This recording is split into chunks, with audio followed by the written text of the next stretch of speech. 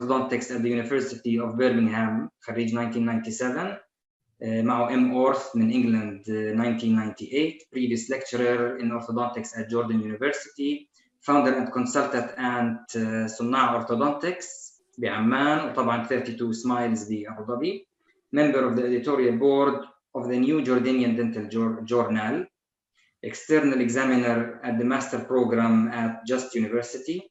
He has a number of publications in international journals and lectures. And he lectures extensively in Jordan. طبعا بدي أذكركم إنه المحاضرة في عليها ساعات معتمدة. بعد الانتهاء من المحاضرة بس تحط leave meeting بحولك على صفحة نفس المرة الماضية. You can answer the 3 questions طبعا. وبعدها إن شاء الله you will be able to get your CME. اللي هي 1 CME. طبعا التنسيق تم مع النقابة إن شاء الله soon will be done ورح نبعث إحنا e-certificates لكل واحد على إيميله. تمام. I would like to welcome today Dr. Ramon Mompel from Spain. Welcome to the Jordanian Orthodontic Society webinar, Dr. Ramon. Dr. Ramon, he's an active doctor member of the research team Division Craniofacial Growth and Development, Department of Orthodontics at the University of California. California, Los Angeles, UCLA, not South Carolina, not South California. Advisory professor at Aju University, Seoul, Korea. Advisory professor at Universidad de Coimbra, Portugal. Invited professor at the European University of Valencia, Maurice University, Alcalá de Henares University, Spain. Active member of different scientific societies, CIDO, ESOR, AAO, and WFO. He has a master's degree in orthodontics and craniofacial orthopedics from Hospital Fundación Jiménez Díaz, Madrid, Spain. University Master in Integrated Dentistry, University Rey Juan Carlos, also from Madrid. Clinical residency in the Hospital of the University of Coimbra, Portugal. And he's a clinical Invisalign speaker, Diamond 2. We would like to welcome today Dr. Ramon. Hopefully, we will meet you in person soon in the coming future, my friend. Very soon. Welcome. Okay, should I start? Yes, please. Please. Okay, thank you very much for the kind introduction. And first of all, I would like to thank the whole organization of the Jordanian Orthodontic Society for this invitation to share with you something that I do in my daily practice. So today, I'm going to share with you something that is becoming more and more frequent in our offices, which is the digital orthodontics. And I'm going to share with you some of our advanced protocol. Specifically, today, I'm going to talk about 4 protocols, which are, well, let me see why it doesn't work. 1 second. It's okay, don't worry. Take your time. No, I don't know why the slides doesn't go now. 1 second. Oh. Sorry for that. No problem. If you can shift to the keynote itself. Yeah, I'm trying to do escape, but it doesn't work. Okay. Are you on a Mac or PC? I'm on a Mac. On a Mac. Okay. Can you remove the windows away? Okay, it's working. If I hit the table, it works. So I'll do that. Don't worry. Perfect. I found a way. So let's move. Sorry for that. No problem. Go ahead.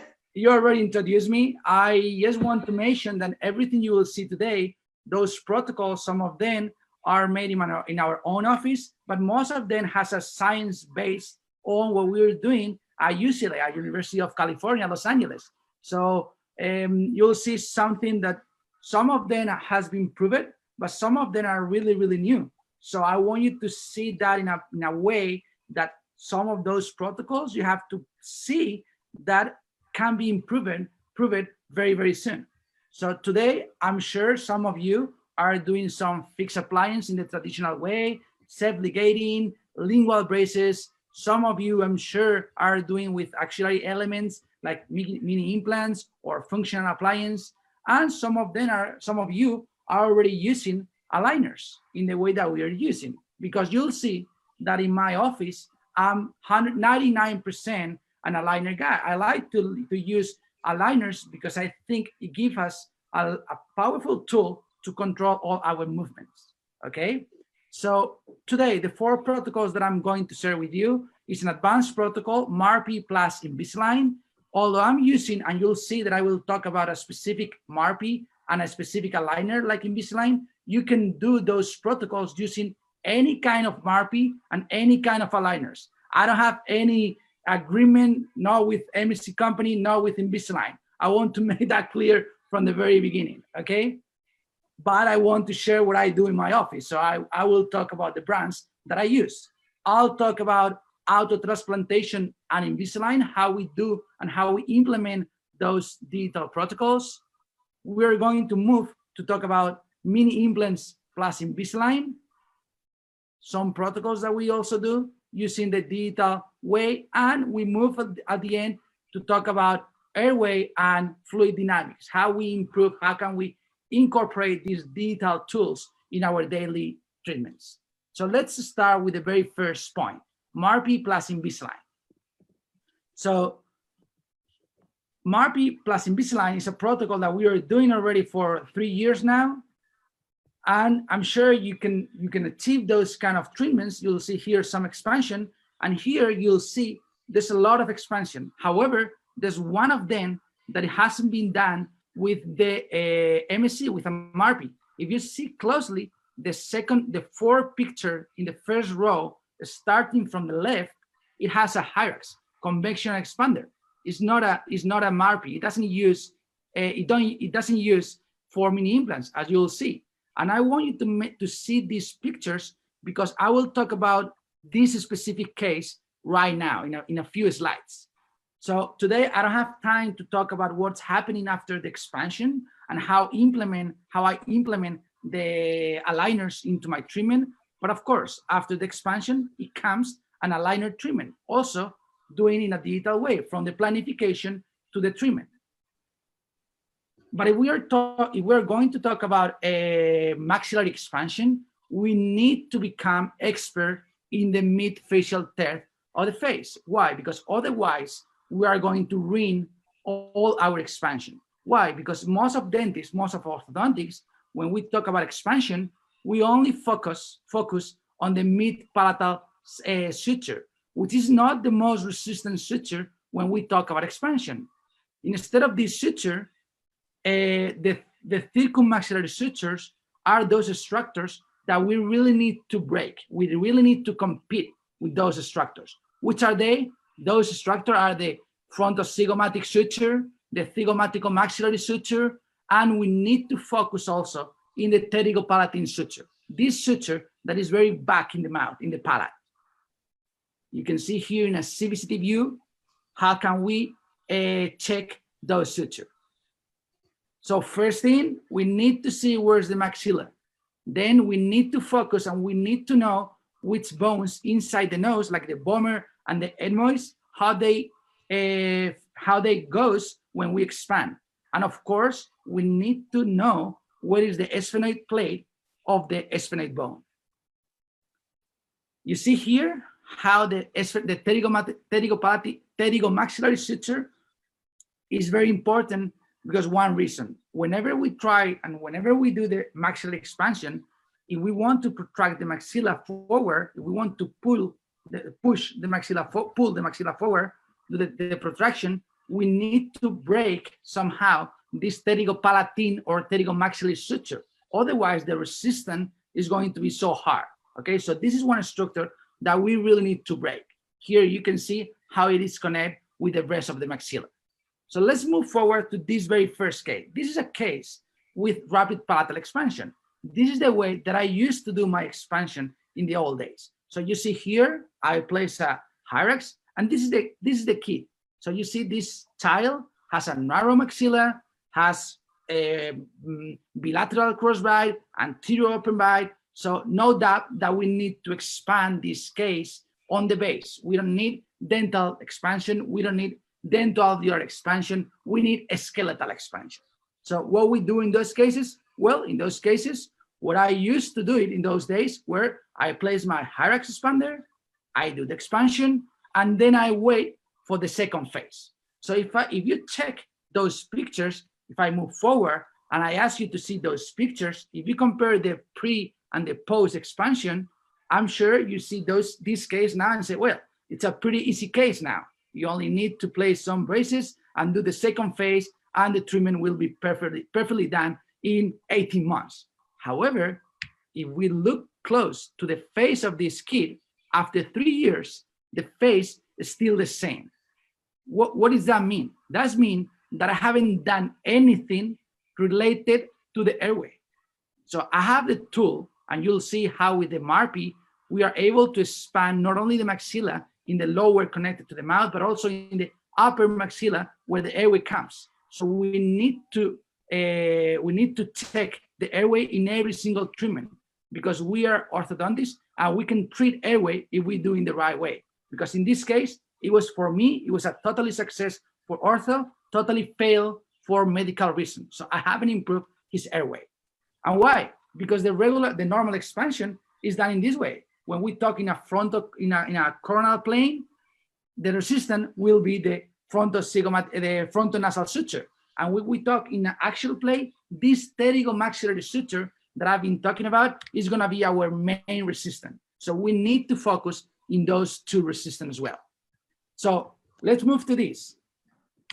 If we talk about expansion and we use a regular plate, our expansion is going to be dental. We are not going to get any kind of expansion but dental.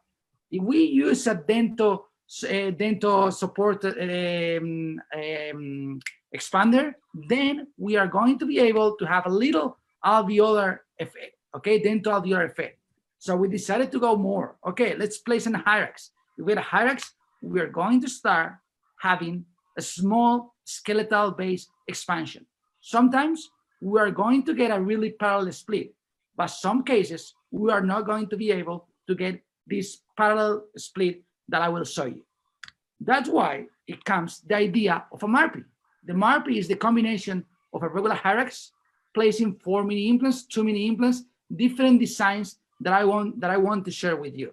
You see here, there's some designs.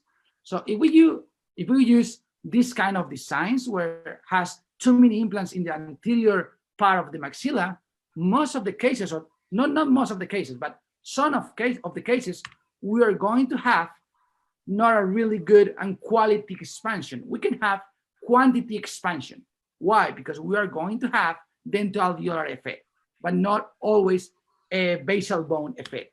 That's why I always like to talk about, in this case, the expander that I use. That is the maxillary skeletal expander developed by Dr. Wong Moon, but it's a expander that I want to make clear that it's a good expander because it has 2 points. It uses 4 mini implants and it promotes the bicortical engagement. So any expander that you use that has 4 mini implants and has bicortical engagement and you place in the way that I'm going to show you, I guarantee that the expansion is going to be successful. Maybe it's not successful because of biological reason of the patient. I will show you. So this is the kind of expansion that we want to get. Really, really parallel. And why is this? Look at these images. If we use 2 mini implants in the anterior part, this is what is going to happen. So we are going to place them. We have a first cortical, which is the maxillary cortical bone. We are going to have a second lower, which is the nasal cortical in the maxilla. And then our mini implants are going to place in that position. That's why we are not going to be able to achieve the bicortical engagement. So our successful rate is going to decrease. We can do something. Why don't we use thicker and longer mini implants? We can do it, and maybe we can have this bicortical engagement. That's why we decided to move for 4 mini implants. What happened if we use, like in this case, like in the image on the left, upper left that you are seeing, if we use these mini implants, if they are too short, we are not gonna get that bicortical engagement. That's why we need to use a MARPI that promotes 4 mini implants and bicortical engagement. It's a critical point. That's why I always like to differ and differentiate between MARPI and MSc. MSc has those 2 components of bicortical and 4 mini implants. Why? Because we want to get this kind of expansion. This is the cadaver study that we are doing now in Spain with Dr. Moon and my brother, Dr. Juan Moon, and my brother, Dr. Jose Luis Mompel. He's oral surgeon. He works with me. And you see here how this is a nasal cut, axial nasal cut, and you see how the mini implants goes up to the nose. Here you see in the study. And if you compare these two images, you can see how in the left with the MSc we get this really beautiful parallel expansion in 3D way, in a 3D position. Why? Because if you look in the right side, you see we don't have this perfect split. We always focus, and if we only look at the mouth, we are evaluate the quantity of expansion. But we really need to make sure we are getting not only quantity but quality. Okay. You see here, if we compare and we do the superimposition between the pre and the post, you see how we can get these pterygo plates. These are frontal cut, and the pterygo plates, red before, yellow after. You see how we can split also the back part of the maxilla, which means we are going to be able to protract the maxilla forward. Okay. Again, you can see here how we can check the pterygopalatine suture. You see how we split perfectly well. In the left is the pre and the right is the after. So those are some tools that we can do using, of course, CBCT. If you have more interest in this kind of expansion, you can check in many articles that we have, many people have, so you can check. So this is the idea. The idea is to expand the maxilla, wait 3 months until we get the bone refill the gap, and then we can start closing everything. A cortical engagement, remember, you see here how we can check with the CBCT how we can get this cortical engagement. So indication, you already know. So only we are going to use MARPI in case of skeletal maxillary incorporations and dolichofacial patients. Why? Because we are going to get really parallel. So the palatine cusp of the upper molars, they are not going to go down. So our mandible is not going to open. That's why we use this kind of MARPI in dolichofacial patients.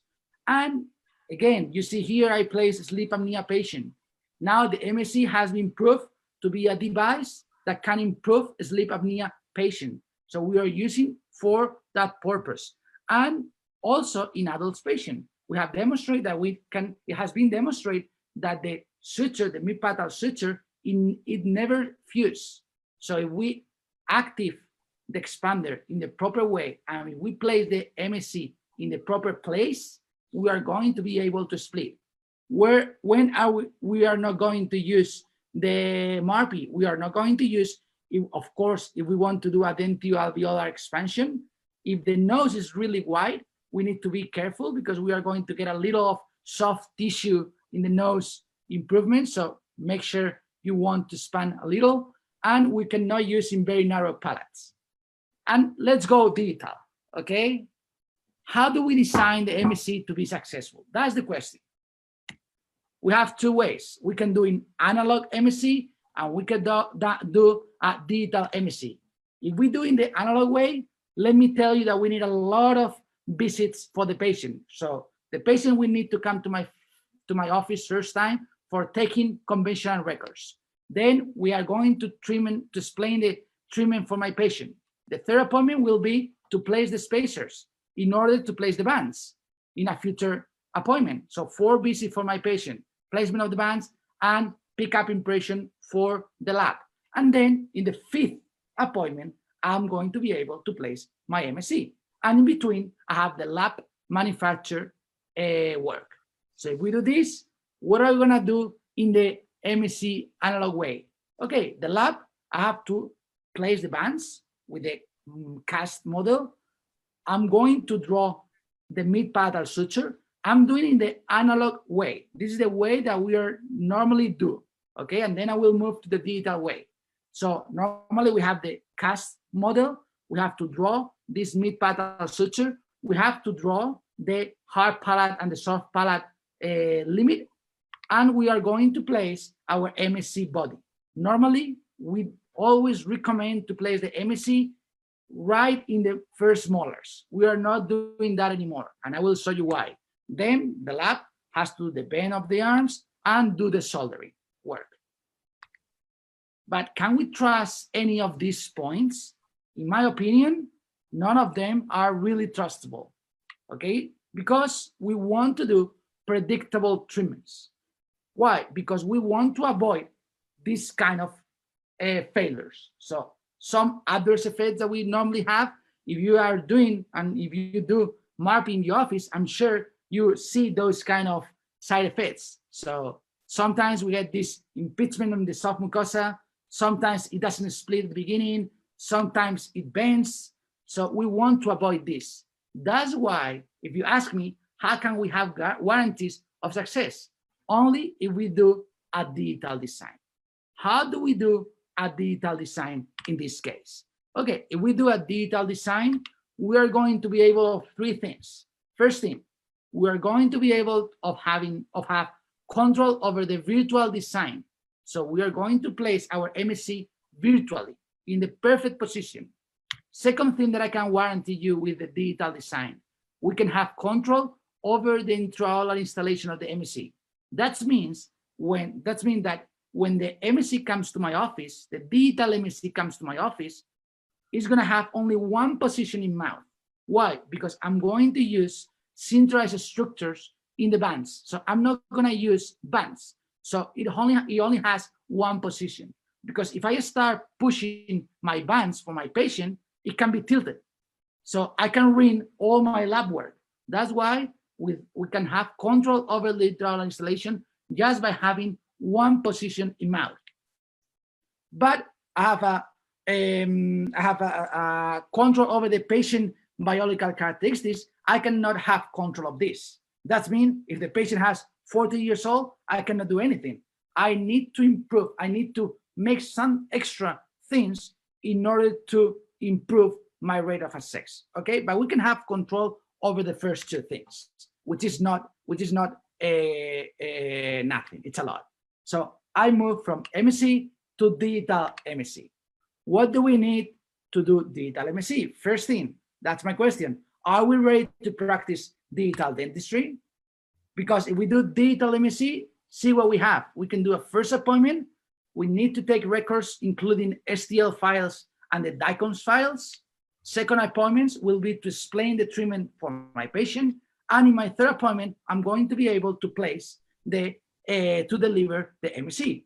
And the work will be so simple because the lab just needs some of my files. Let me share with you how do we do the digital MSc.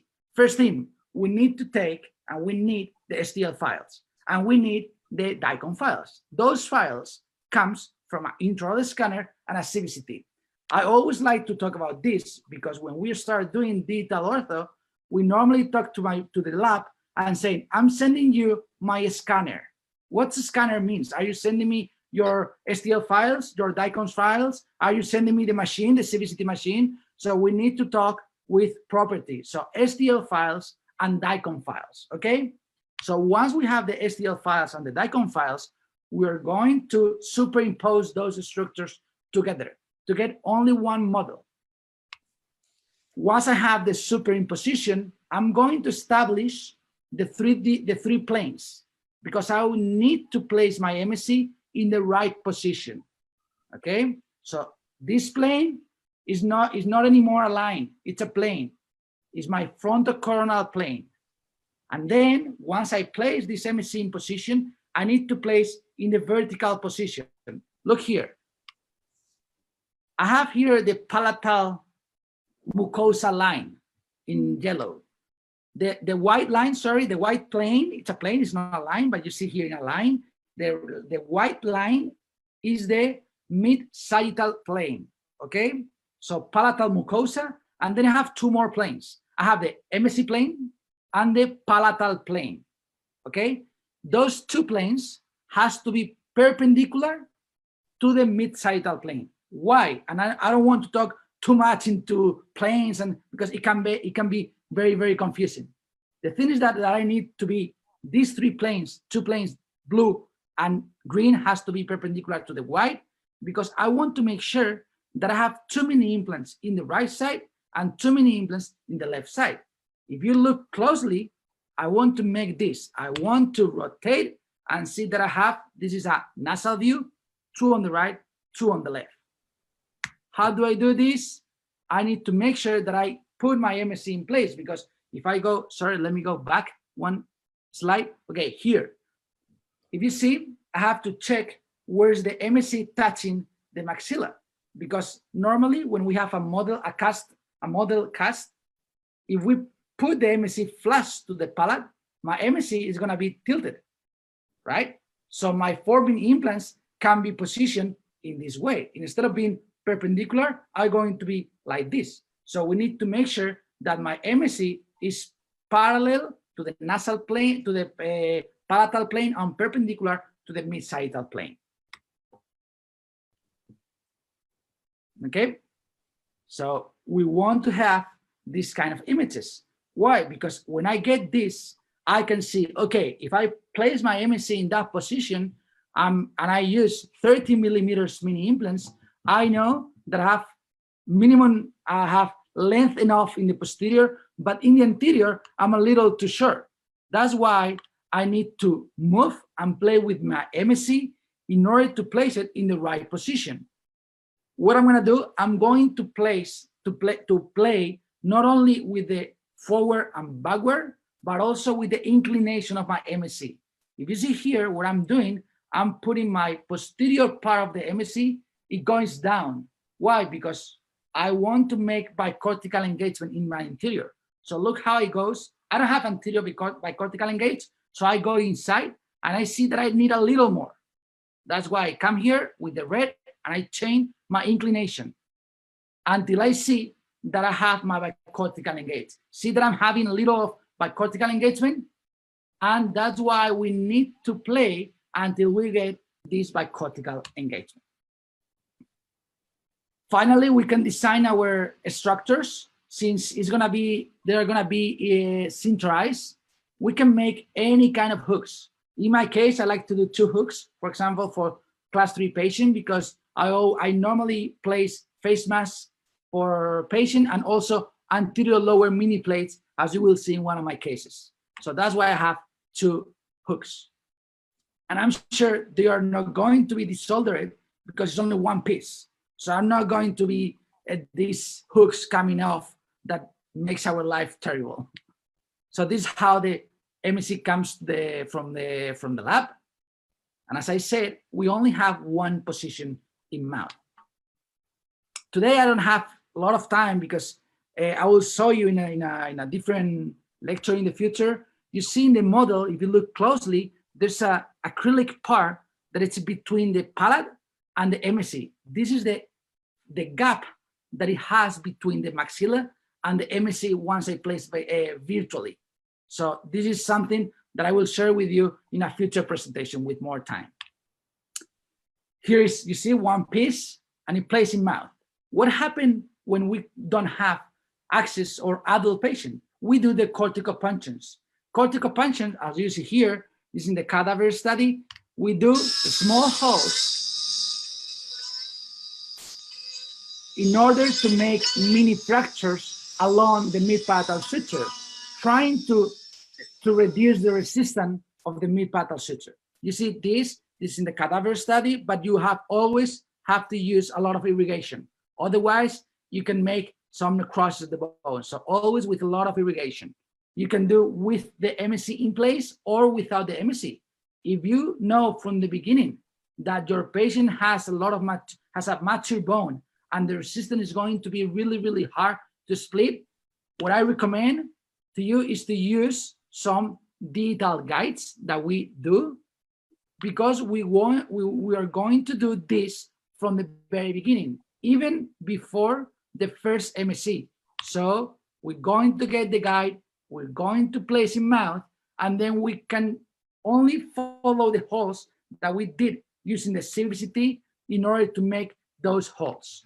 Okay, so if you know from the beginning that you will need to split or it's going to be hard, my recommendation is to use the guides and do the cortical functions before the first placement of the MSc. Again, with irrigation. So let me explain this case just really, really fast, just to see and just to show you how really accurate can be the expansions if we do with this protocol. So if we get this patient, you see, let me see if it goes. Okay. So here you see only in 3 weeks, we're going to open. Okay. You see how we open. Of course, then we need to close. But what I want you to see is how parallel the split was. And this is because we used this digital guide. Okay. Here you see how with aligners we have, with aligners we have a really good tool that we can put this in the, we can add, as you see in the last row, we can add this fake tooth to make our patient happy. That's something that is really easy with aligners, and is one of the advantages of using aligners. This is the protocol that I use because I have a protocol that combines everything together, which is the MSc, aligners, anterior lower mini plates. I do everything together in order to save some time for my patient. You see here how we can check and how we can measure how much expansion we need. Again, this is the case where we check our bicortical engagement, and that's it.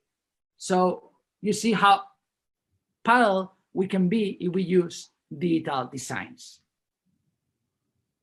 Then we close the gap, as you see here, and then we can start the protraction. That's why you see there's 2 anterior lower mini plates.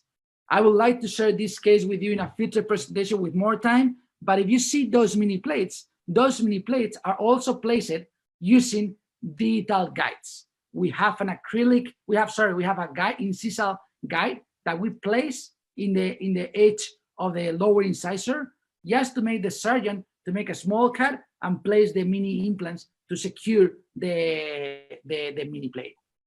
So we don't do anything without using guides anymore. Sometimes we place some mini implants, and if we don't have time, we don't place it. But if we can and we have time and we plan everything, we use the digital tools. Okay, talking about mini plates, you can use any mini plates. There's many different ways of doing it. Okay, here you see with the aligners, with the gap closed. Here you see the mini plates. As I said, there's many brands of mini plates. Okay, I like those, which are from a company that for orthodontic surgery, very cheap and very convenient.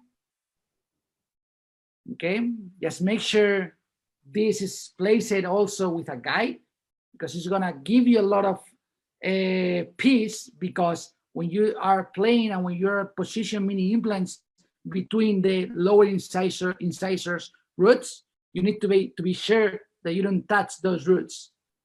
Okay, and again, in this case, see how much improvement we get in the with the index apnea hypopnea index. So, okay, it goes from 18.5 to 4.0 in just 3 weeks. Just to finish with MRP and Invisalign, I want to show you how accurate we can be. We use tools, and we use a clinical, like the clean check in Invisalign. We can see how we can move, and we can check dental movements and skeletal movement. In blue, dental; in yellow, those are the skeletal movements. So every time, that is a really frequent question when I talk about Invisalign. Every time that we see and we hear virtual jump, that means a skeletal change. Okay, virtual jump means a skeletal change. So any movement that you see in your clean check that moves like in a jump, that's mean a skeletal. So you need to be sure that you are gaining this skeletal change. Otherwise, it's not going to be a successful treatment. This is, as I said, the protocol that we have. It's an active expansion. So it's how we combine the MSc with aligners. Okay. But I want to show you, just to let you know that there's a way of doing this protocol using also aligners. So let's move now to the second advanced protocol, autotransplantation plus aligners. So something that we're doing now in our office is not to extract teeth that maybe they can be used in a different position in mouth. This is the autotransplantation, using one tooth of a patient and put in a different position. Okay, so here we have this guy. This guy, I'm going to show you how he bites. So his occlusion, sorry, doesn't go. Well, you'll see now. I'm waiting for the slide to go. Okay. Oh, okay. You see here, and I want you to see, I want you to focus in the second quadrant. If you go to the second quadrant, you can see there's a mini canine, which is a supernumeraries tooth in that position. And if you look closely, you'll see this second upper left premolar in a position of 2.5 that has something strange. So let's go to the CBCT. Okay, if we go to the CBCT, we can now see that we have an impact, upper left impact canine. We have a supernumeraries tooth in his position. And then we have a premolar with another premolar, another supernumeraries tooth attached, fused to that root. Okay, so treatment plan can be many of treatment plans. We can extract the supernumeraries canine and protract and do the traction of the canine. We can extract the premolar and do the mesialization of the upper molars in the left. And we can do many kind of treatment. But something that we all want is to make our treatment, and that's my recommendation, as simple as possible. So if we want to make this treatment very, very simple, I'm sure you agree with me that this treatment that I'm going to share with you, it can be one of the simplest one. So we decided to remove that premolar with the other supernumeraries because we tried to do a different dentist tried to do several times a root canal treatment with unsuccessful results. So we decided to extract. Then we're going to extract the canine, put that canine in the position of the premolar, do our ortho treatment, and then place a crown. Very, very simple.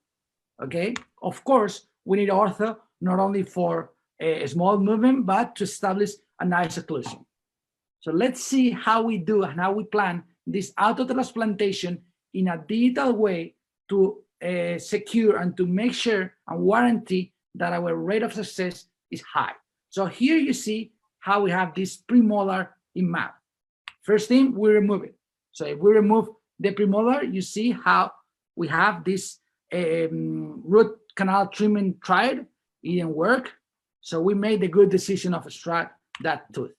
This is a defect that we have before, after the extraction. Okay, huge defect of bone defect. And here is the key. So when we talk about autotransplantation, there's one key, critical factor. Okay, the critical factor is the extraalveolar time of the autotransplanted tooth. That means the less time the autotransplanted tooth is in the extraalveolar time, the better it will be. So less time, the better it will be. So what we do in order to achieve this, we do what we call a replica. You see, there's acrylic tooth in the left side of the screen. This is a tooth that we do for check the position of the tooth. Let me explain you this better. So this replica is done. You have a CBCT with your canine in mouth. We are going to isolate that images. How? We can use many software to isolate that tooth, single tooth. We are going to print in acrylic that tooth. So we have this tooth, this acrylic tooth in my mouth. Canine is still in place, it's still in the mouth.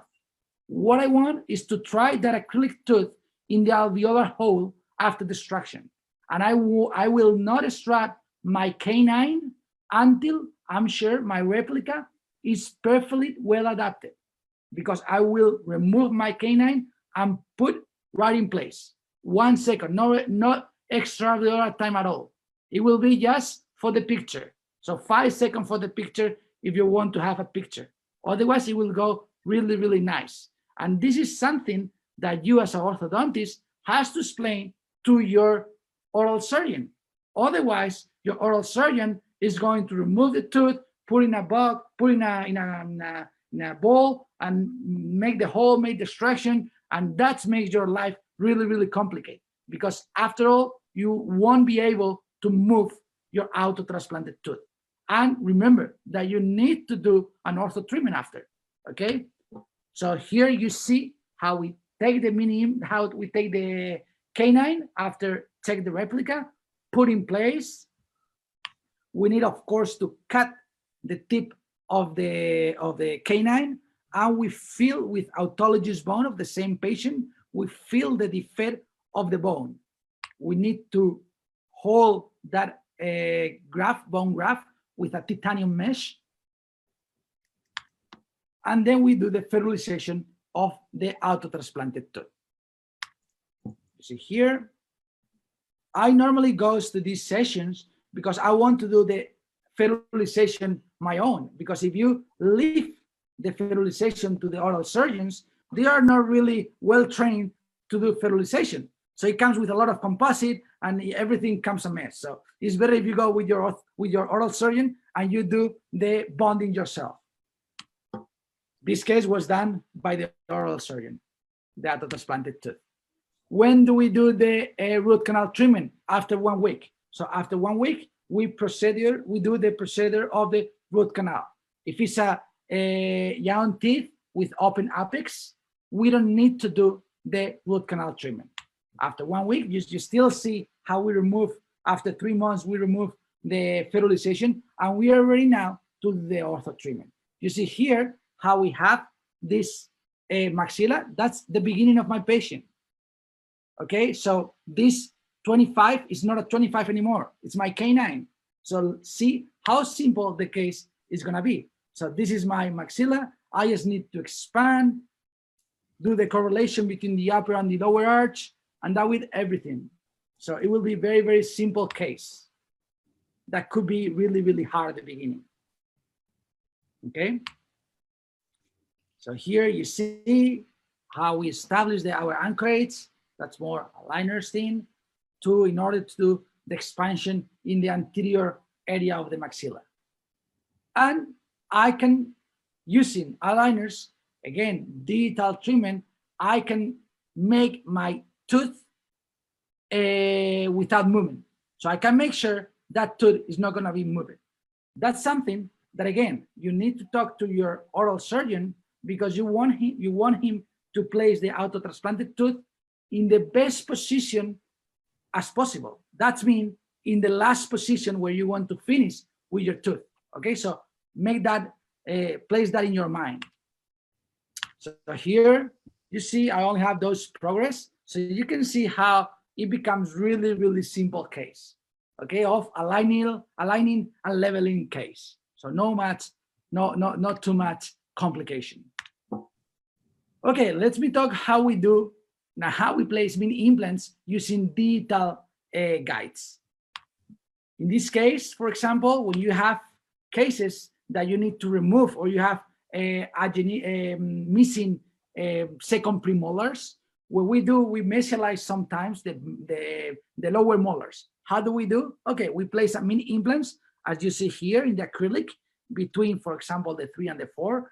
And what we want to do is a centralized structure with a hook in order to do the protraction of the lower molars. Why? Because if you try to do this with a band and a handmade hook, it will hit the gingiva and it will hurt a lot and sometimes come off. That's why we want to make a single structure, really a hard structure, and we can also make sure that the center of rotation of the molar will go straight to the mini implant, so we can have a really in mass movement of those molars. We can also make sure that hook doesn't touch the gingiva. You see those two structures. And you can design any kind of hooks you want. You can design with more hook, everything you want. So this is how it comes from the lab. I always like to place a small pad for the 7. I know my 7 will follow my 6 because of the suture, but because of the filament, sorry, periodontal ligament, but I always like to have this pad on the 7 just bonded to follow or to have more rate of success when I do the protraction of my molars.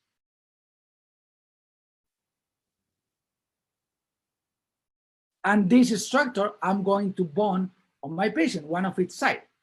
Okay, my computer is thinking, it's getting tired, my computer. So you see here how it comes from the lab with the acrylic. Okay, so I put this on place, I bond to my patient with any, for example,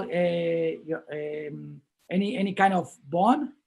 Okay, and you can make sure your center of rotation will be in the position you establish virtually. Okay, and then the only thing that you have to do is to plan. You do the extraction of the molars. Okay, then you place your sinterized structures, as you see here, and then you just need to tell the patient to wear rubber bands, elastics. Why? Because it will give us every day, it has the right force, the right strength in order to mesialize those molars. And of course, we can start the treatment with aligners in the anterior place. Again, digital is here to help us and make our treatments simple, more simple. Okay. See here how we can place the elastics to close those gaps.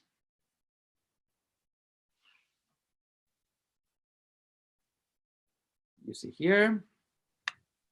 I think I have here the clean check. I'm not sure if I add in this presentation, because again, when we talk about aligners, in this case, we are going to remove in our clean check, we are going to remove of the treatment plan the molars. I don't want to have my molars, the molars you see here. So in my first attempt, I included the molars.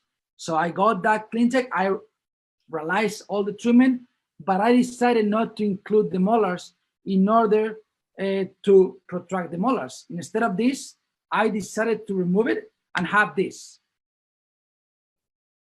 Let me show you.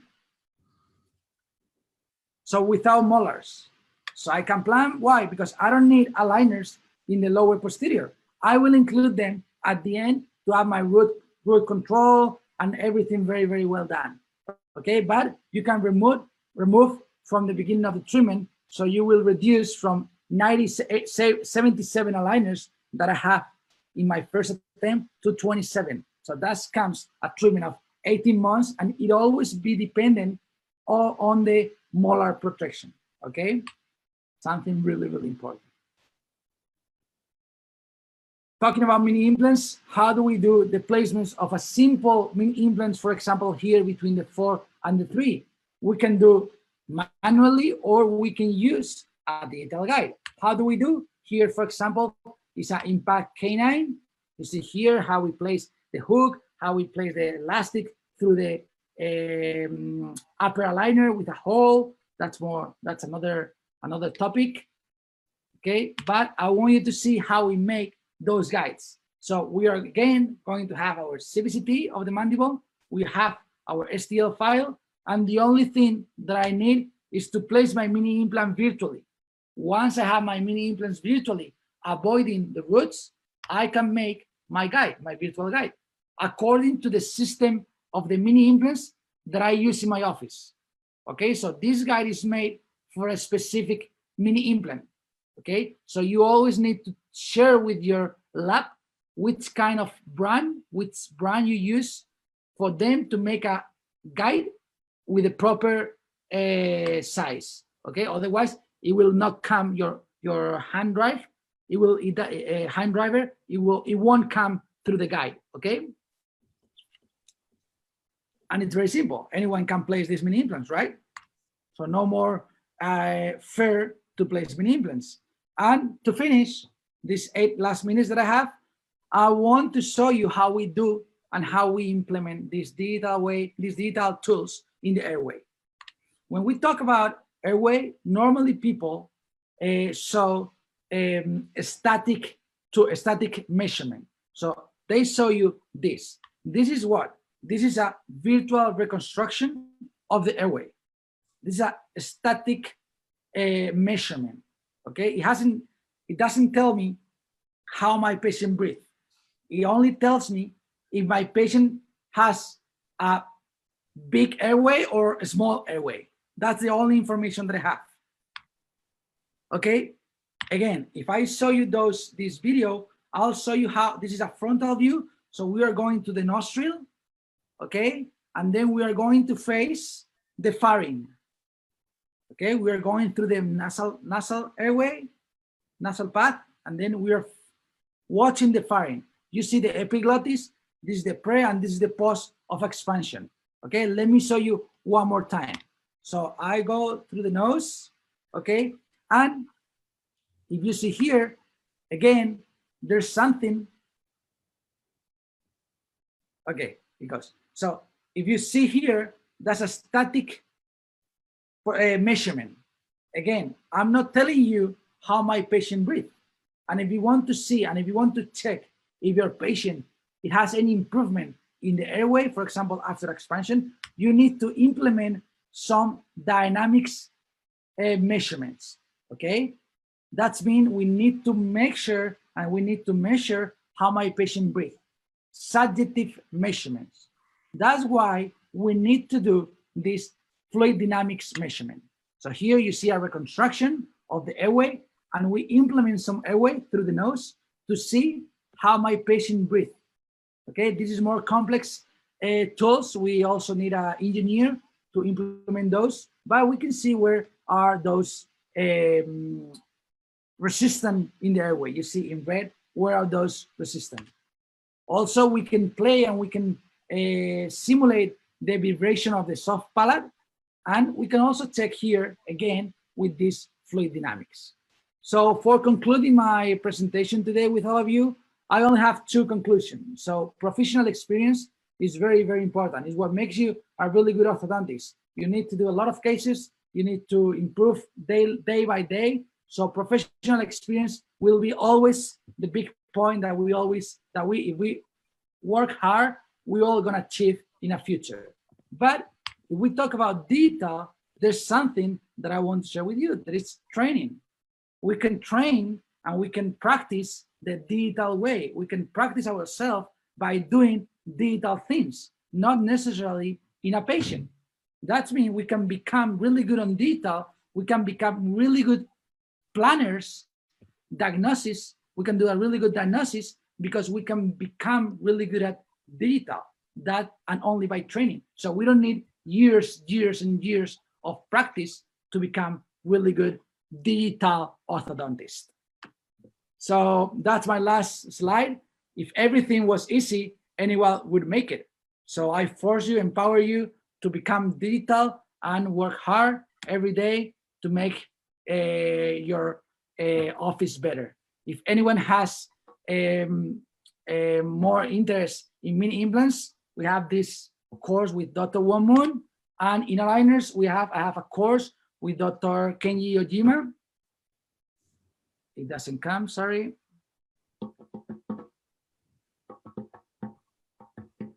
Okay, this is the course with Dr. Kenji Ojima on aligners. So if anyone has any interest, this is our site, okay, Formación Dentalgram. We are trying to do everything online as we are doing today because days are changing, but hopefully we can meet face to face very, very soon. If any of you has some question, please let me know, and I'll more than happy to answer all of your questions. Oh, sorry, it didn't. Let me show you. Okay, here you have. So thank you one more time for your time, and I hope you enjoyed my lecture. Thank you very much, Dr. Ramon. What an amazing lecture! Very informative. I'm sure our participants have a lot of questions for you. Mm-hmm. If I may, Majdu, shall we start with the questions? Yes, please. Yes, please. Yes, there's an interesting question from Dr. Bara Hanande about stability. And the questions for you, Dr. Ramon, are there any long-term comparative studies on stability between MARPE, RME, or the ultramic, where you expand and then retract again and again? Mm-hmm. Yes, stability basically. Yeah. There's some studies where shows the difference between MARPE and between conventional expansion and MARPE expansion. Okay, but inside MARPE expansion, we have again to differ between one MARPE and the other MARPE, and we need to differ about the protocol, like Alramec protocol, because Alramec protocols promotes open and close in order to break the pterygopalatine suture and make the parallel split. Okay, the thing when we talk about stability is if you can get a really parallel split, your stabilization will be much better. Why? Because if you do an expansion like this, okay, your two maxillas will go back. I always, when we talk about stabilization, I always use Dr. Moon example. He always talk about a curtain. So you have a bar with two curtains. If you do conventional expansion, your expansion will be like taking the two curtains will be like this. Whenever you drop, it will go back. Okay. If you do with a Hyrax, it will be like this with the two curtains. You move fast. So the two curtains will be like this, a little, and then it will go back. But if you do expansion with MARPE, it will be the same as cutting the bar and move like this. So no relapse. So if you want to make sure you don't have relapse, you need to establish a really well occlusion. So your occlusion will define your stabilization. Excellent. I hope Dr. Hanandi, that answers your question. We're still receiving more questions. And in the meantime, Dr. Ramon, I love the idea of the cast band that you used for protracting molars. I have a little suggestion for you. If we can go back to the slide. Yeah, I can go back. If you can, just for the benefit of everybody. Yeah, I like every input you can make me. No, it's a great idea because for me personally, it's always been difficult with these, and this is a lovely way out. This one, for example? Yeah, there's the one clinically that you've shown, but that's fine. Basically, the question is, you've overcome tipping by placing the protraction force at as close as possible to the center of rotation. That's great. But the molar will rotate. So wouldn't it be nice if you had another casted hook on the inside, on the palatal side, so that you can alternate between buccal palatal as that molar comes in, therefore controlling the tooth in that dimension as well? Yeah, that's a great question and a great suggestion. The thing that I'm not using it is because I assume that I will have some rotation itself, but I will improve, I will control that with my aligner at the end of the treatment. Why? Because I don't want to place another hook and make my patient to wear another elastic inside. So it will make my patient a little more hard. But in the maxilla, for example, I always use vestibular implant, palatal implant, and two hooks. Why? Because the bone in the maxilla is softer. So my molars rotate really, really fast along the palatal root. That's why in the upper, I always do. In the lower arch, I normally don't do, but it's true that sometimes I have really huge rotation. So great suggestion. Thank you. There's a question from Abdullah Al-Huli. What is your expansion protocol? And there's a follow-up question, like activation per day.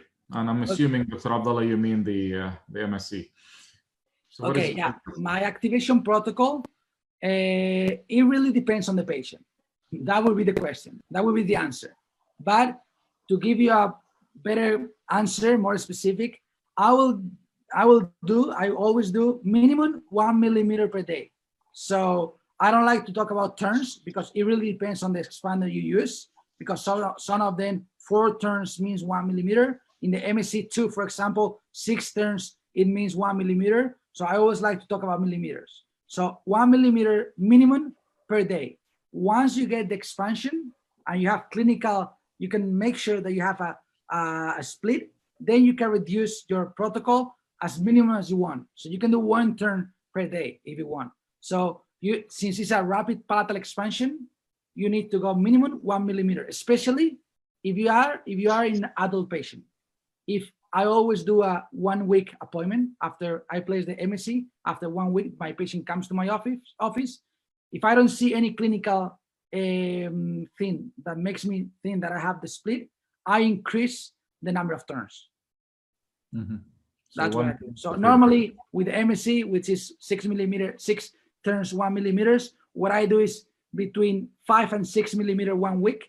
And if I don't get the split, then I go up to 8-9 turns per day. Wow.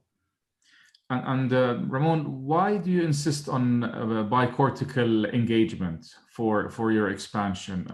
I mean, surely a single cortical engagement has enough retention of the implants, and you will get that expansion. Why are you insisting on bicortical? Yeah, I insist in bicortical because if you don't get bicortical and you have a hard tissue, hard bone, then your mini implants are going to tilt for sure. Especially sometimes what you have, even when you have bicortical engagement, your mini implants, sometimes they drag through the bone. So you don't get the expansion and they cut the bone and you finally don't get the expansion. Those cases are where you need to do those cortical punctures in order to break the mid-palatal suture. So the idea of bicortical is in order to avoid the tipping of the mini implants. Because if you get the tip of the mini implants, then you can get the expansion, but it's going to be harder. In young patients, it is true that if you don't get the bicortical, it can work. It can work very well. And if you don't use 4 mini implants and you only use 2 mini implants, it can work also. But why you want to take that risk? So always be bicortical, and every time you can, use 4 mini implants. Right. So bicortical, 4 mini implants, and maybe the cuts as well in adult patients, just to release that suture a little bit. Yeah, and yeah, one question could be to see that when do you consider your patient adult? Because we are talking about mature bone, not age. But clinically, it's very, very hard. You can make Hunself units and everything, but it makes your life really, really hard. So my recommendation would be after 30 years old, in men, I always do the cortical punctures. Over 30 years old, I see I got more resistant after that age. Right. Dr. Khalhouli, that probably answers your question. Now there's another question. What is the age limit that we could use MSc for patients? So I believe you just answered that one. So basically, Dr. Khalhouli, any age, am I right? Any age, and after 30, you probably will go for the cuts as well. There's a question from Dr. Bara again. Does this parallel expansion cause more nasal deformity, especially in younger patients, as we have one vomer bone that will move? So we're talking about nasal deformity, Ramon. Does it, Dr. Ramon? Yeah, we have several studies done at UCLA talking about soft tissue change after the expansion. The truth is that we don't get a lot of soft tissue changes. We have in a 10 millimeters expansion, we only have 1 millimeter per side, which the patient don't see. Patients don't see that difference between before and after. But that's one question about soft tissue. But if we look inside the nose, it is true that we have a vomer and the ethmoid, okay, the nasal septum. So nasal septum, until now, we cannot make sure where it will go. So you know those sticks, there is a stick and has 2 ends, the lucky sticks that you pull, and one of the sides will go with the longer stick and the other has the short one. So when we do the split, the nasal septum will be always connected to one of hemimaxilla. But we cannot make sure if the nasal septum will go to the right side or to the left side. Okay, so that's why if we have a deviated nasal septum, some cases get worse. Some of them get really, really straight. So if you want to make sure and you want to make some impact in the nasal septum, you have to do a nasal septum cut with the oral surgeon, with the ENT guy. You have to perform the cut in the nasal septum in order to make the stick cut right here, so you don't get any kind of effect in the nasal septum. Do you have cases where you had to do some nasal reconstructive surgery No. post-expansion? No. No, I have cases, but because I have a lot of ENT refers patient to my office.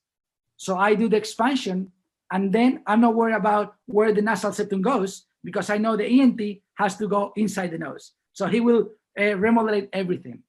So that's why I'm not really into know where the septum goes, because I will do the expansion and then my ENT will fix it if he went to the wrong side. Right, right. But it will be very, very nice if we can somehow know where the nasal septum will go. Right, right. And I know this protocol is relatively new, but are there any ongoing research to put some numbers on this? There's like some evidence-based research ongoing or past papers or anything? Yeah, we are working on this at UCLA. I have Alberta University. They have some papers published. Okay, but as I said, it has only 2-3 cases, so we cannot talk about science evidence based on 3 cases. Yeah. That's why I cannot tell you in a really straight way it will go right or it will go to the left. We don't know yet. That's fascinating research. That's amazing. Personal question for me now. What are these nice softwares that you're using? I noticed there's one to merge the DICOM and the STL file, and the second one you had for guides for the mini implants. We have developed our own software. It's made by us. So, and the lab that I work with, they have their own software. It calls Primate, Primate. I think it's not for, they don't sell the software, but you can do with any software. There's many software where you can do that. There's free software like Blue Sky. Blue Sky is a free software where you can do all of these. And Mesh Measure is also another really nice software. And for CVCT, I like to do for the superimposition, I like to use On Demand. On Demand is a Korean brand, and it's very, very nice software because it does the superimposition in 1 second. And the superimposition is based on the anterior cranial base. And it doesn't do the match based on landmarks. It does the match between the pre and the post CVCT based on bone. So only on the structure, so it doesn't take landmarks. So only by taking the surface reconstruction. So it makes a really accurate superimposition automatically on demand. On demand and Max Measure. The one that produces the templates for TADS is the Primate one. Right? Is the private one, but you can do with Mesh Measure and Blue Sky. Blue Sky is a nice software. It's a free access. You can download and you can do everything. Yes. Although it's a little complex because you have to spend time using it, but it has every single tool. Right. Really nice. I like. Can I ask Dr. Samer Sunnah? Yes, of course, please. Actually, I have a comment and I have some questions because I am using Marpi for a long time. The first comment about the anterior mini screws in the palate. In the diagram, you show us that it is maybe impossible to get bicortical anchorage from the anterior mini screws. And actually, in the diagram, you put the direction of the mini screws is tilted anteriorly toward the roots of the incisors. And I think just simply by changing the angulation of the insertion, you can get easily the bicortical anchorage. And actually, we are not doing it in this way because simply you will hit the roots of the lateral incisors if you angulate it toward the roots, especially if the laterals are already proclined. So you will not have enough space. So it's better to make it actually perpendicular to the palatal plane, not to the bone. And by this, you can easily avoid the roots and get the bicortical anchorage. Yeah. My question is about 2 things. The first one about the retention protocol for the Marpi, what you are using and for how long. And the second question for the nasal deformity. do you change the expansion protocol for younger patients, especially in these patients the deformity is more easier to happen or to occur? Thank you. Okay, so thank you for the question. Yeah, it is true that if you do and you insert the mini implants perpendicular to the palatal plane, although you use only anterior, you can get the bicortical. That's why if I'm doing the MSc in a young patient, I'm talking about 9, 10 years old, I only place the 2 anteriors and they are bicortical because they are perpendicular, okay? So talking about stability of MARPI, since we always try to get this parallel split, as I said, myocclusion. So stabilization, getting a nice and tight occlusion is what makes my retention really, really well. So I don't do anything special about retention. I keep the expander minimum 3 months after the expansion, of course. And if I can leave the expander, the body of the MARPI during the whole treatment, I leave it the whole treatment. I never know when I'm going to need 4 mini implants in the palate. So I leave it there for the whole treatment, but minimum 3 months, okay? And the last question was talking about the nasal deformity. So if we talk about nasal deformity, when it comes to really young patient, it is true that I sometimes go 1 millimeter. It depends on the size of my patient, other factors. But I use the same protocol, 1 millimeter per expansion per day, and I don't change. I only change the protocol if I'm a cleft palate patient. If I'm with a cleft palate patient, in those cases, I really need to make sure that I'm doing exactly the number of turns, because I really need to make sure we are getting the palate speed, but we cannot go too fast, because if we go too fast, the connection between the palate and the nasal, the fistula, it will be too big. That's why we need to go slower. So only in cleft palate patient, I go with a slower protocol, not for nasal deformity. Okay, thank you. Just a question for the aligner you are using after the rapid palatal expansion. First question, for how long you leave the patient before taking the scanning for the aligner? The second question, we know that there is spontaneous closure of the diastema even without treatment. So I noticed that you make like a connection between the centrals. Why are you doing this? Okay, nice question. I like to talk about this because this is a protocol that I use connecting everything together, the MSc and aligners. I like to do this because what you said, if we can always do the orthopedic treatment, the expansion, then we can, for example, put regular X's, and then we do this intraoral scanner, send to the aligner company and get the aligners, okay? That's one thing that you can do. But I don't do that because what I want to do, I want to take as many advantages as I can do while I'm doing the expansion. So if you do the expansion, you are going to get this spontaneous closely. This spontaneous close may tip my teeth in a way that I don't want.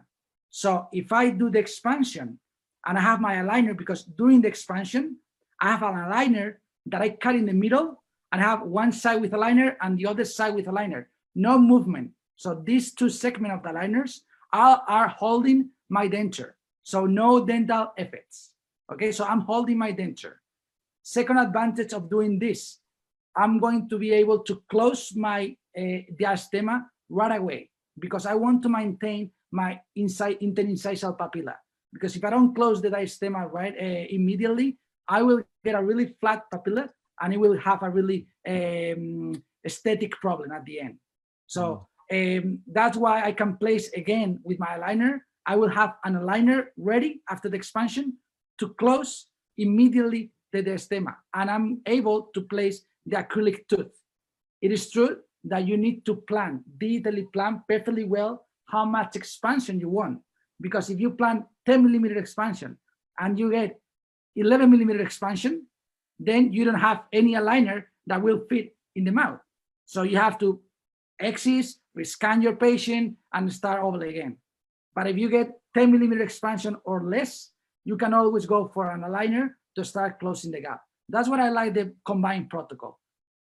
So hopefully I can share with you the full protocol, which takes me hour and a half minimum. Yeah, but there is a problem, because the expansion you are doing in the hierarchs is not related to the exactly to the teeth. Yeah, so you have to do another scan. Yeah, that's why I always, every time that I have to do the expansion, every time that I close, of course I need to rescan my patient, but I want to rescan my patient as last as possible, as far as possible. So it is true that it doesn't be related. So if I get 10 millimeter expansion of my hierarchs, I don't get 10 millimeter expansion of my diastema, right? That's why when I plan my case with Invisalign, what I do, I only talk about diastema. I plan the case like a surgical case. When I talk to the aligner company, I talk how many millimeters of diastema I want. I don't even tell them that I'm going to place a MRP. They don't have to know that. They don't care about that. So I only plan the diastema that I need. That's why sometimes I cannot be accurate, because I do the MRP and I clinically decide when I have to stop. Eventually it will be the same as in my digital plan. But if it's not the same, I'm forced to rescan my patient. Okay? That's why you need to make sure how many expansion you will get and how much the diastema will be in order to get a minimum, an aligner that fit in mouth. If it's less than the amount you get, it will fit. If it's more expansion, then you don't have any aligner that fit. Thank you. Thank you very much. Dr. Ramon, we have two speakers that would like to take the floor. Dr. Riyad Battihi and Dr. Ghassan Jabri, JOS, if you'd like to unmute them, please, so they can ask you the questions directly, if you don't mind. Okay. So should I have to mute myself or what? No, you just stay where you are. Okay. Dr. Riyad Battihi, can you hear us? Yes, thank you. The floor is yours, Doc. Dr. Ramon, thank you for your lectures. First of all, just I want to ask two questions. First one, if we do SME, skeletal maxillary expansion, sometimes we have a difficulty in expansion because of pterygoid plate connected to the maxilla. And that's why a surgeon try to do some cut in the posterior part to advance the maxilla. So there's sometimes we have difficulty even with the bicortical tab and expansion, that we find some difficulty to expand. And what we have expansion, not exactly skeletally, just tilting of the bone. The suture doesn't open. Okay. This is the first question. The second question is that sometimes when you do surgical expansion or assisted surgical expansion or MRB, we have problem side effects. One of them is that blurred vision. Sometimes have pain or blurred vision. Sometimes it's temporary, but the patient are worried about this. Because when you do expansion like this skeletally, sometimes effect of the frontonasal suture and the orbit area. Thank you. Okay. Yeah. Thank you. Thank you for the questions. So yeah, we need to make sure that whenever we talk about MRP for our patients, we are trying to avoid a surgical procedure. So we cannot guarantee them the expansion. Okay, so we are going to do the MRP because we want to avoid the SARP. Okay, actually, if I do a SARP, sometimes I still doing my SARP when my MSc doesn't work. I have to go for SARP. I still use MSc, so it's a SARP plus MRP. Okay, but it is true that sometimes the main resistance is in the pterygomaxillary suture. But if you talk to oral surgeons and maxillofacial doctors, they will say, oh, if you can avoid this kind of split doing surgically, is better because we have an arteria there. So they don't want to hit that arteria. That's why they always try to avoid that split. But it's true, that is the main resistance when we do and when we perform the MARPI. That's why we also have a new, I didn't show you today, a procedure that we do in the office, not in a hospital, but we do a mid-sital cut. We do with a piezo surgery, which doesn't cut soft tissue. So we do from the ANS to PNS with a really long blade of the piezo surgery. So we go along, and then if we cannot get the split, even with this, we perform what we call a mini lezione. So we do some split in the vestibular part of the maxilla. However, if we do the mini lezione, we have a really we have a problem that those cuts will expand only the maxilla. It will not expand the middle third of the face. That means we are not going to have airway impact because my lezione are making my maxilla expand, but not my second and my third part of the maxilla expand. Okay, so yeah, but it's true that when the MSc doesn't work, the MARPI doesn't work, it's normally because of the pterygopatent suture and also because of the zygomatic buttress. That's why we decided to move a little forward the position of the MSc. It's not anymore 2 millimeters from the line between the soft tissue and the hard tissue. That's only a reference, a landmark when we are working with a cast, with a model cast. But if we have a CVST, we can place right with the lateral vectors, right in front of the buttress bone. That will improve the expansion protocol, okay? So that's the first question. And the second question, I forgot. About the pain and the flared vision. Oh, yeah. The sometimes pain, patients, they have pain from this, and sometimes they have problem in the ear or in the eyes, blurred visions from expansion. Yeah, we have. Especially if you are doing fast expansion. Yeah, it is true that a normal pain is the headache. So headache, almost all patients refers to have some headache. We have published, I think it has been published maybe 1 year ago, that we don't have at UCLA. I wasn't involved in that article, but we have checked that we don't have any kind of change in the orbital bone. That means that we cannot improve and we cannot change any kind in the eye. So this kind of pain that may be referred in the eye, I think, or my opinion, will be that it's some referred pain. So you have pain in your headache, and you refer that you have a eye headache, eye ache pain. And related to the ear is more common, is more frequent, because you have to think that your ear is connected to your pharynx. So when you expand your maxilla, you are going to get more airway, airflow. So since you have more airflow, you are going to breathe better, and your Eustachian tube that connects the ear with the pharynx is going to be more expanded. So you can have some weird feeling in your ear. I haven't seen patients that refers pain, but they refers different feelings in the ear. Like when you go in a plane and it goes like. Did you face blurred visions? That the patient told you that my vision is not good as before? My ear? After expansion? You mean the hearing? The vision. Oh, the vision? No, never. Did you have any patient? Sometimes, but it is temporary. It is not like, it is not last for, it's temporary for 1 week, 2 weeks, and then come back.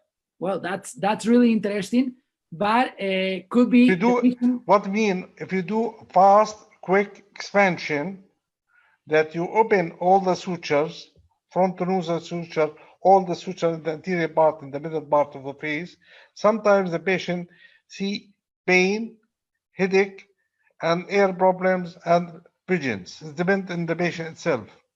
Well, I haven't experienced that visual problem, but I would love to see those patients and ask them why, because I haven't experienced. I can think the reason behind this is that you can change by doing the expansion. We have changed in the intraocular pressure. It changes and then it adapts. That's why maybe some patients refers that as a pain. I'm not sure. I don't have the answer. The last question about we change the bone. Always when we do expansion, we change the bone, we change everything, but we don't change the soft tissue envelope.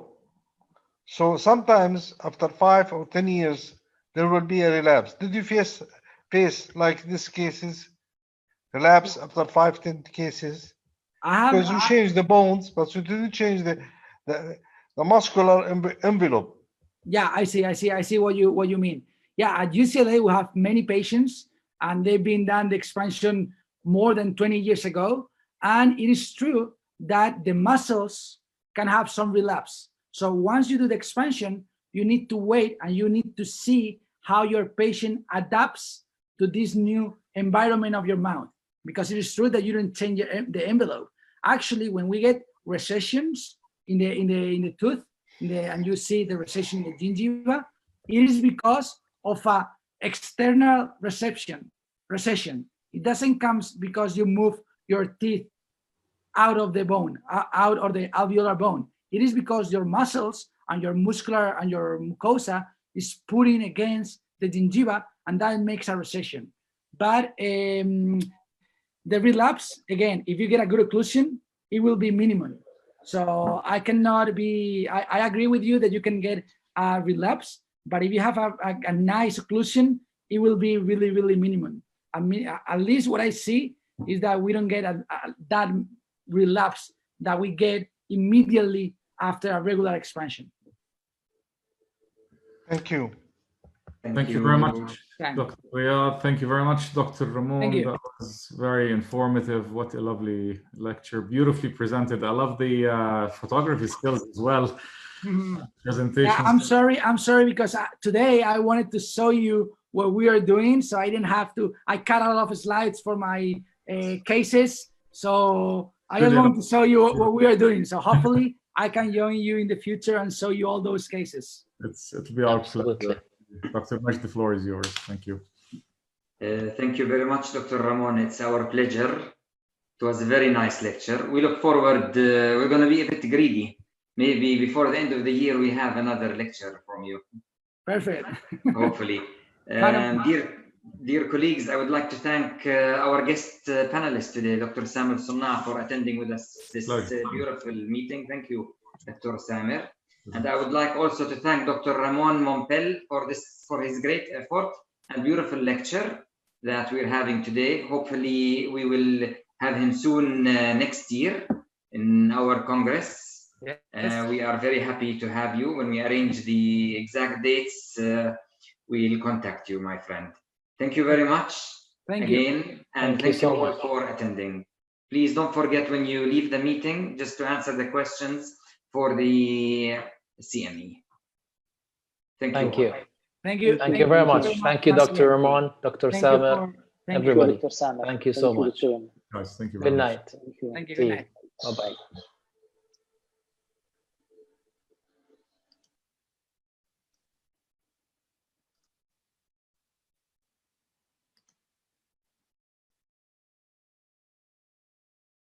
Okay, ending the meeting now. Thank you. Thank you. Bye-bye. Good night. Bye-bye. Thank you very much for the invitation. It was a pleasure, really. Thank you so much. Bye-bye. Stay safe. You too. Bye.